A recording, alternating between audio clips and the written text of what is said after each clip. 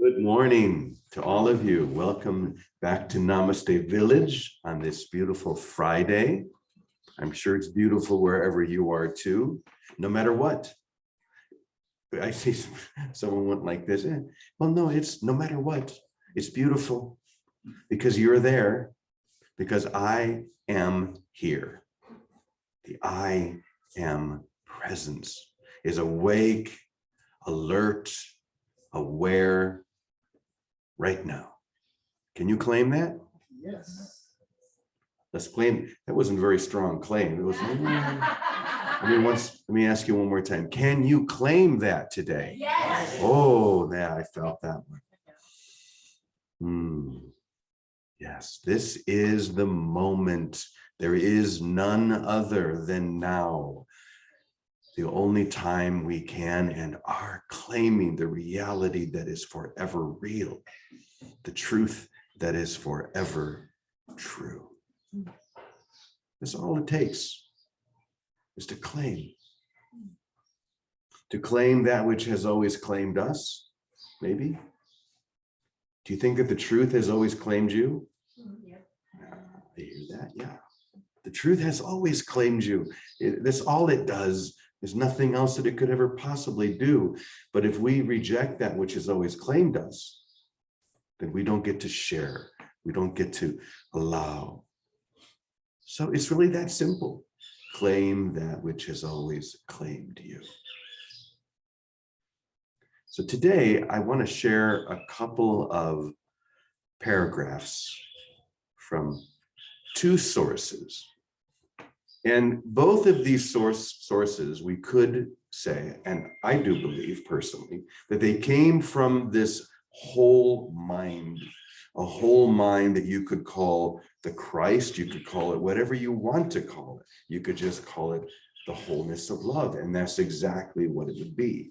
You could call it Jesus, call it whatever you want, but listen and hear what this voice is going to share, because it goes in the opposite direction of what we would usually think, with our minds, because there are three words that are like the death knell to the ego, sending terror throughout that mind that wants to claim itself rather than be claimed.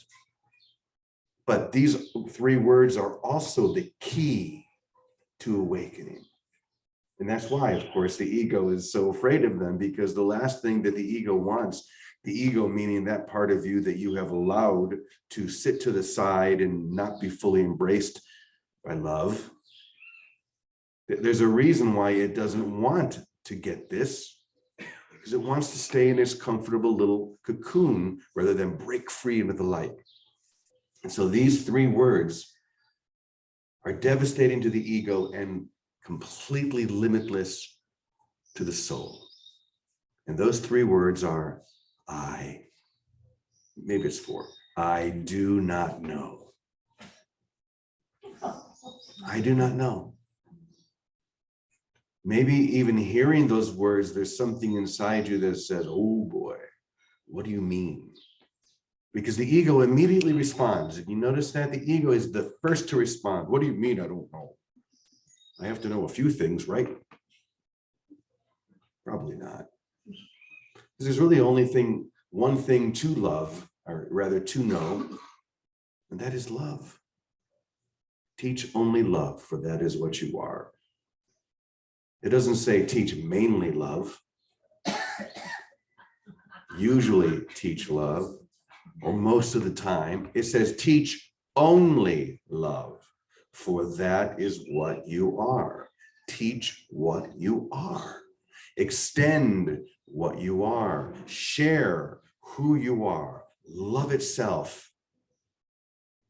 But this begins with that statement, those four words. I think it's three words.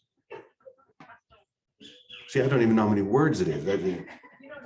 I don't know anything. I can't even count. I do not know. And it's funny because the more you surrender into that, the more childlike it becomes, right? The more freeing it becomes. I don't even have to be able to count to 3. And it's fine. I'm looking at the daily word in the back and it says, my curiosity fills me with wonder. Isn't that nice? It's wonderful to be curious. It's wonderful to be playful. It's wonderful to not know. So we're going to focus on those 3 words a little bit here. And I want to bring up a little page that I put together this morning. Let me put this on full screen.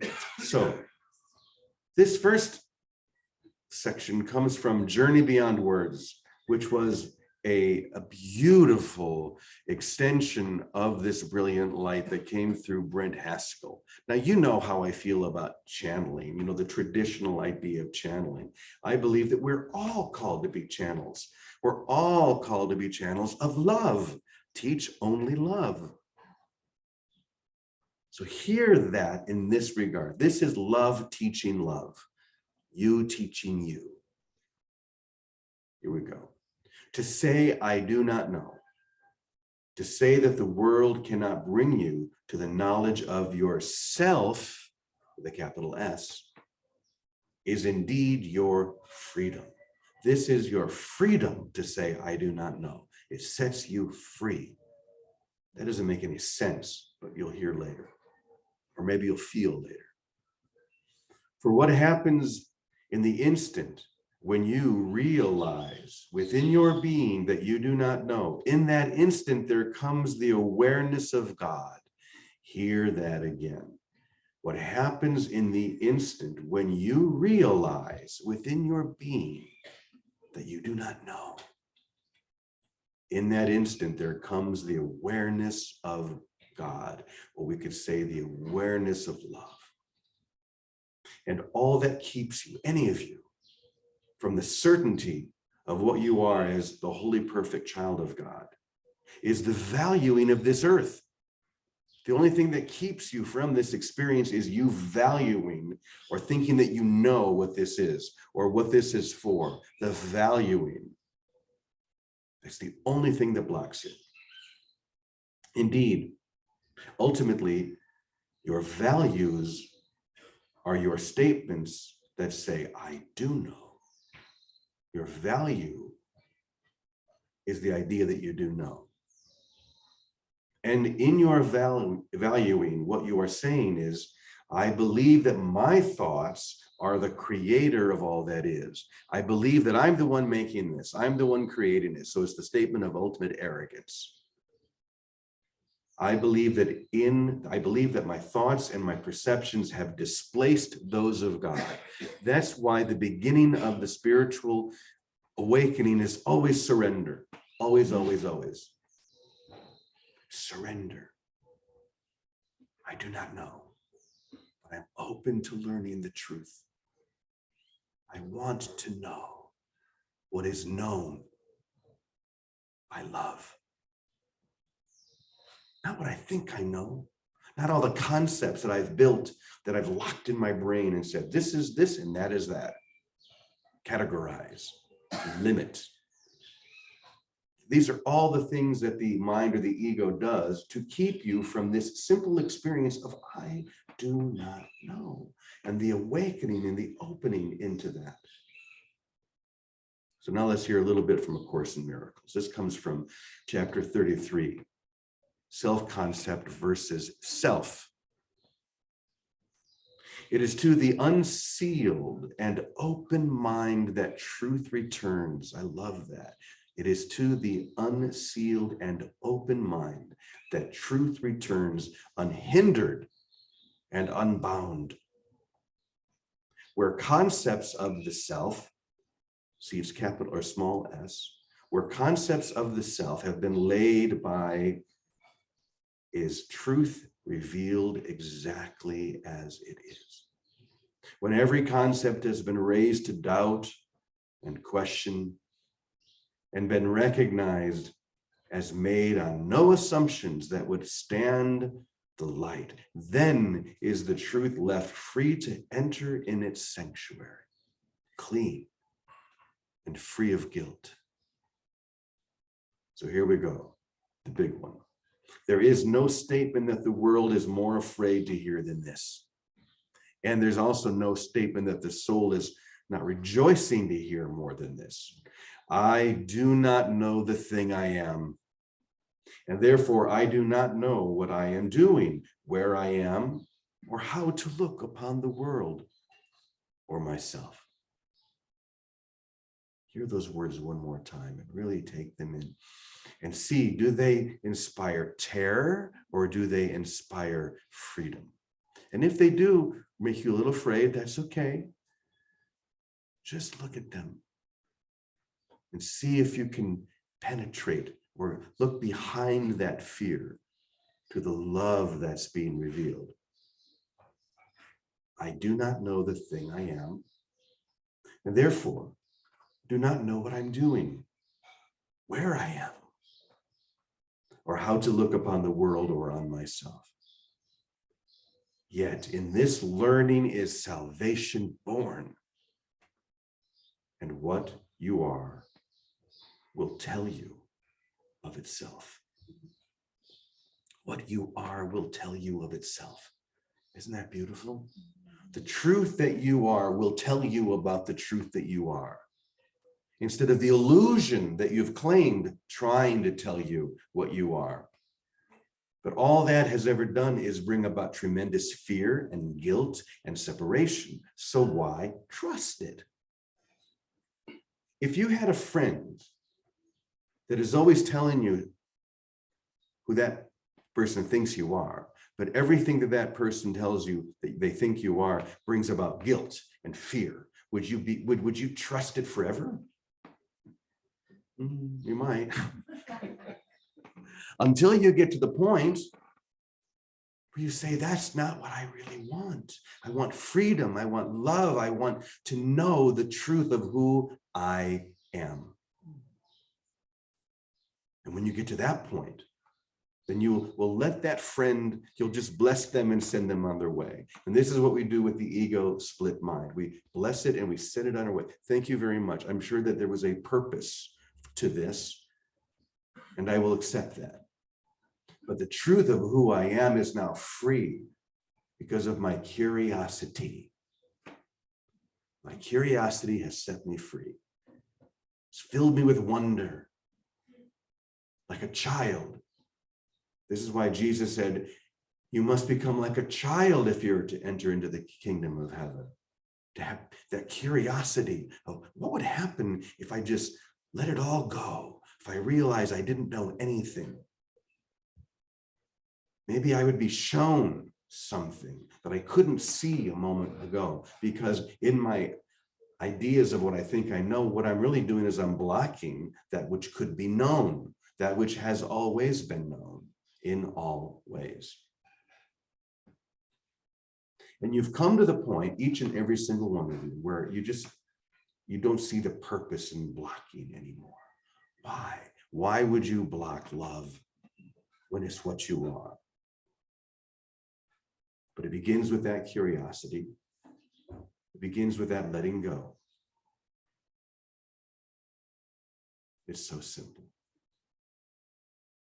So I've set the stage, and now Vicki is going to come on, and she's going to fill that stage with all the love and the light that's in her heart. So good morning to you, dear one. Good morning, Brother James. Good morning, everybody. Good morning. Gee, it's so wonderful to say good morning and see the lights of the world that we are. So what came to me as you were reading both those passages, it's really so simple. And I have been reading your 10 symptoms of enlightenment. So I'm just so appreciative that you let it stay simple and didn't try and fill in with extra words. So appreciative. And this is one of those places. We can live here by concepts and judgments and ideas and thinking we know things. And the option that we discover or we finally integrate if we're studying or reading spiritual material. And it doesn't matter if you're reading Joel Goldsmith or the Course in Miracles or the Daily Word. There is another option of how to be here. And the best word that seems to summarize it is, instead of concepts and ideas, we can live here by vision. Vision that sees. Jesus makes a big deal in the Course of what he calls Christ vision, that we see one another as souls, that we see that there's an unraveling of the belief in guilt, that the underpinnings of fear are being pulled away, and that love is really all there is. It's what our identity is when we allow it to come to our experience through our awareness.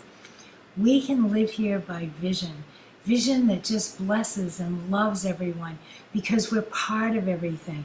There isn't anything outside of us.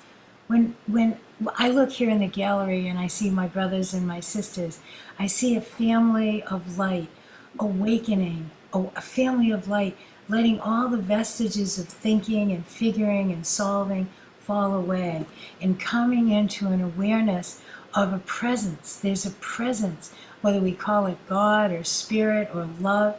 There is a presence that shows us, directs us, that like consider the lilies of the field, that takes care of us and watches over us. That presence is a presence of love. That's the most common denominator, and I'm so glad we've used it lately because it takes all of the concepts out of it. There's no concept of religion, no concept of good or bad. Love, the state of love is unconditional. It's a state of giving and not getting. And that's what we're here to know ourselves as, to see one another as. That's the vision that can replace every concept. Like in that passage you read, we have to raise every concept to doubt and to see, does this hold against love? We can raise them one by one, and the ego would love us to spend our life doing that. And many have done that. And they'll say, oh, I need to look at this concept and this past judgment and this and that. Or we can get the principle that all the thinking, figuring, and solving mind has ever done has been a distraction from love. It's been a place to hide our guilt. It's been a place where we've had to run and figure things out, and none of it is so. Not that we have to figure each one of them. If we can get the principle that none of them are necessary, that we can be childlike. We can really be like a kid and really look with wonder at the unfoldment of love. That's vision. Vision that waits upon love to express itself. And the first place it'll express itself is through us. We'll find that we have a sense of peace when we're not trying to get anything. When we're just here to love, we're only here to give. And whether it's a smile or a hand to hold or an ear to listen to one another, we are here to love unconditionally. That's not a concept.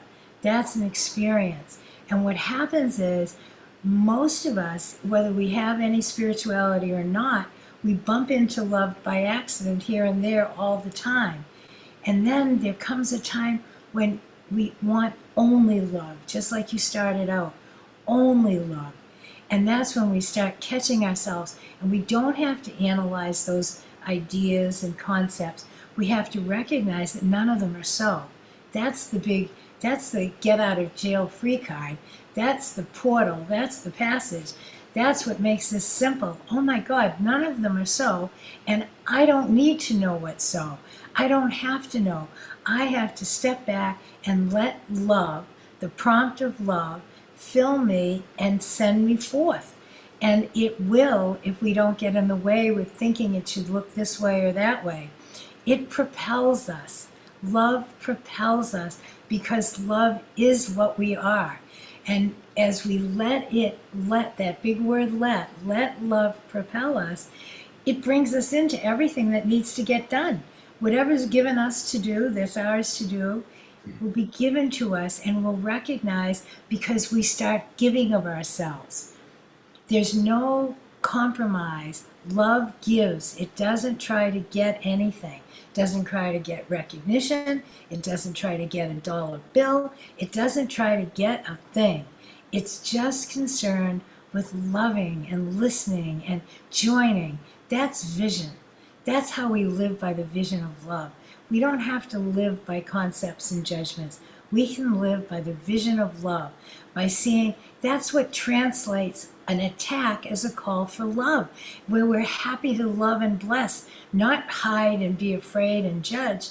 It's the language of love, the language of the vision of love that sees. We walk around and we see that there is a presence that when we don't interfere with it, comes through us and through all of creation to give of itself and to bless. All we have to do is let it all be. What Kathy said earlier this week, let it all be. Don't interfere with some idea of thinking we know anything. If the more we don't know, the more open we are. Love, show me. Show me how to love, how to give right here, right now. How do I do it? I don't know. I'll just love everybody. And then whatever comes through as an expression, as a way, if you were here, I'd give you a cup of coffee. If we were at a pool, we'd go swimming together. If we were in a flower garden, we'd smell the roses.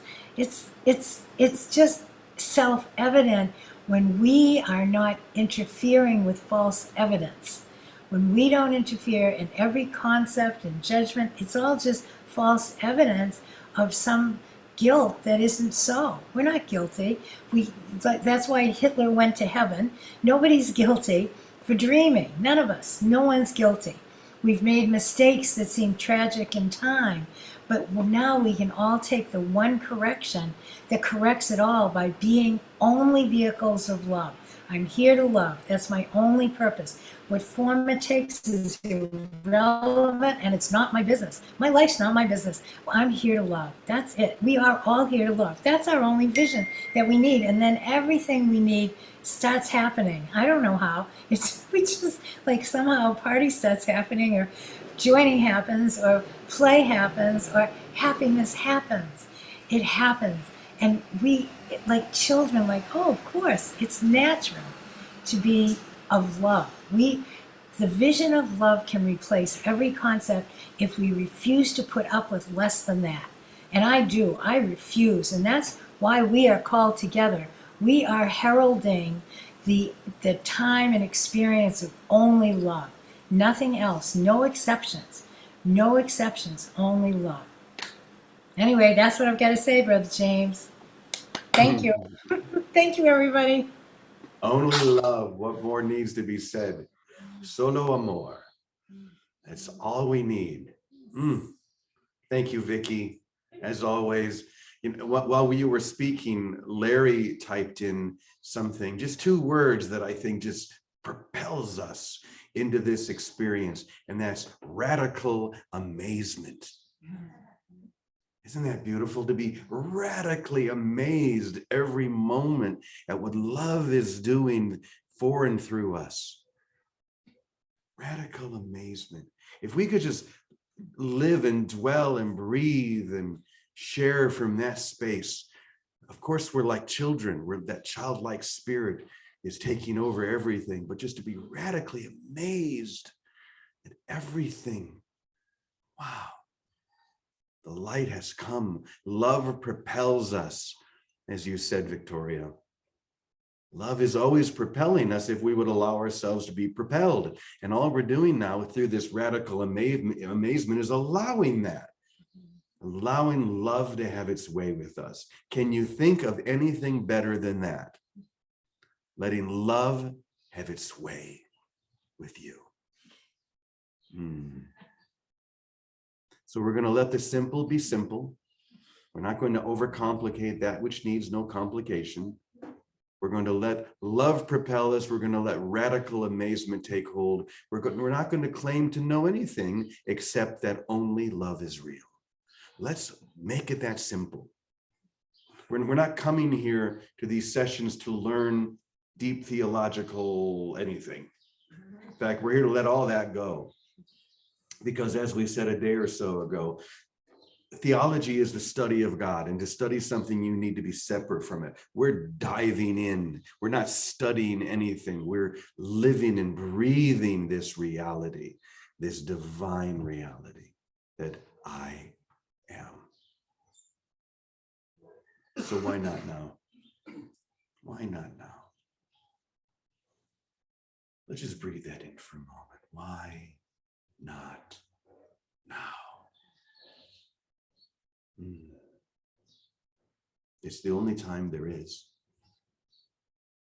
It's the only moment that you can choose or claim or allow. Now. So just as we did at the very beginning of this session, let's just spend a moment together in silence as we let this love, this light, this amazement propel us into reality.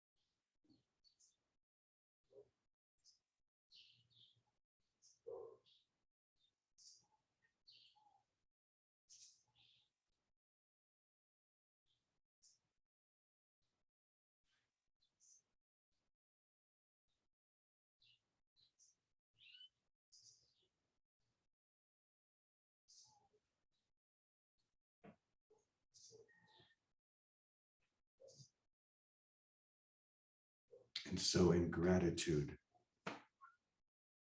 we enter into this moment, letting go of anything we think we need to know or do, and just allowing ourselves to be in this holy, sacred presence of love right now.